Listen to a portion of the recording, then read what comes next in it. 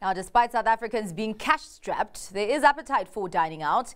The local restaurant industry served 3% more guests in February last year than it did the previous comparable period. This according to data from restaurant app DinePlan. Greg Whitfield, founder and director of DinePlan, joins us for more insight into trends in South Africa's restaurant market and what it suggests about consumers. Thank you so much for your time, Greg. I mean, the fact that demand hasn't waned in the face of high inflation and interest rates, does this suggest demand inelasticity? Because I would imagine that the restaurants are passing on those high costs that they are experiencing onto consumers. Yes, well, we have a lot of data. It's not always easy to know exactly the cause for the trends. But one possible reason might be that actually the record level of load shedding last year might have pushed people out, away from their homes and to restaurants to eat because they couldn't cook at home. So that might have helped increase the numbers. Greg, let's talk about the kinds of restaurants, though, that are milking it. I do assume that it's not all restaurants that are enjoying this high demand. What are South Africans looking for in a restaurant at this time? Look, I'll just explain the data. This data is from 2,000 restaurants across the country. There were 4.3 million reservations made via DinePlan last year, which equated to 22.6 million diners. So by no means every restaurant in the country, but it is a good indication of the industry as a whole. And yeah, just great to see that numbers are up. And then looking at other booking sort of trends, it was interesting to see the online booking ratio of bookings increasing. So it actually increased 9.3%, which is showing people moving away from using the telephone to make bookings, and also helpful for restaurants to know that, because we also saw that outside of operating hours, 34% of bookings are made outside of operating hours. So if there's restaurants basically need to offer functionality to offer online bookings, and if they're not, they could be losing out on bookings. So another interesting trend. Okay, so is this a kind of push more to online booking, restaurants just trying to protect themselves and trying to protect their profits as well? Online booking is obviously important. Another trend that we've seen as restaurants are trying to protect their revenues is a real focus on no-shows. No-shows are obviously very costly for a restaurant if someone is booking and they're not showing up.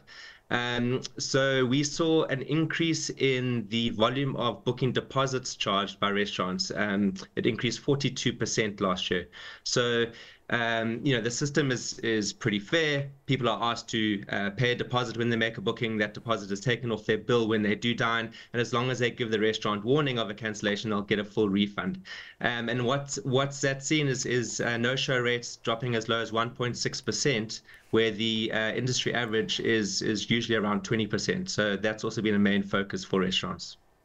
I also want to touch on maybe what we might have seen with the post-COVID-19 trend, Greg. Have we also found that South Africans are starting to cozy up more to just eating out? It is becoming something that's an important part of our recreational activities.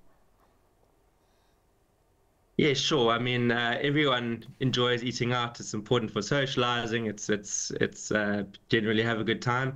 We can see all the data. As I said, we don't always know the exact reasons, but definitely it's good to see that people are getting out and about. And of course, the industry is so important for the whole tourism sector as well. Especially Cape Town is seen as a big destination for culinary experiences. So important to see, and great to see that it is thriving, or at least resilient in these tough times. Well, let's actually talk about that. How much is the tourism industry boosting the restaurant market?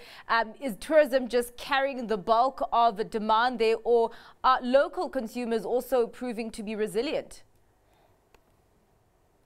I don't have that exact data.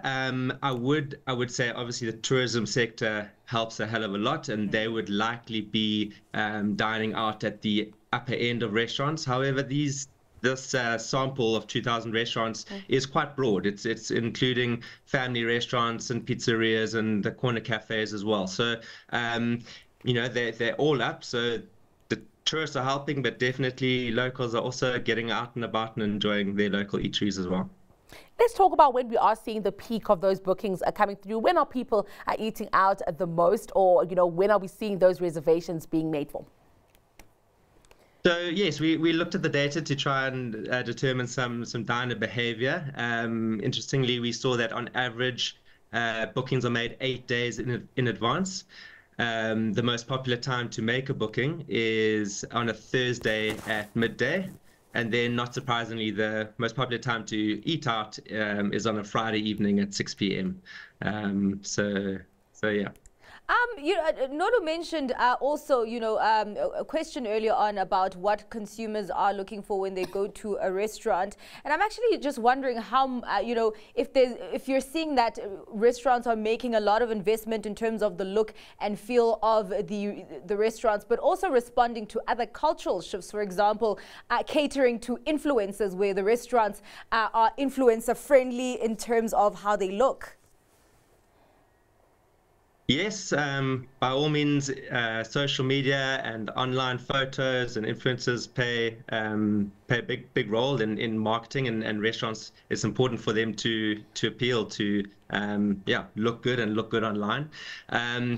Reviews have also become really important. People are starting to leave more reviews on their dining experiences. We actually saw that 15% more people left reviews after dining out last year than previous years. So people are leaving more reviews. People are relying more on reviews that are online in terms of deciding where they might want to eat out. Interestingly, we actually saw, DinePlan processed over 300,000 reviews last year, and the average score was 4.4 out of 5. So generally people enjoying themselves, but those reviews also give great data to the restaurants to work with. It's obviously important for them to know where they're excelling, where they maybe need to work on, and there's a lot of data within those reviews that we can also provide the restaurants. So by all means, they're always looking to improve and stay at the top of mind for diners. Brilliant. Greg, thank you for joining us today and sharing these very interesting insights with us. That was Greg Whitfield, founder and director of DinePlan.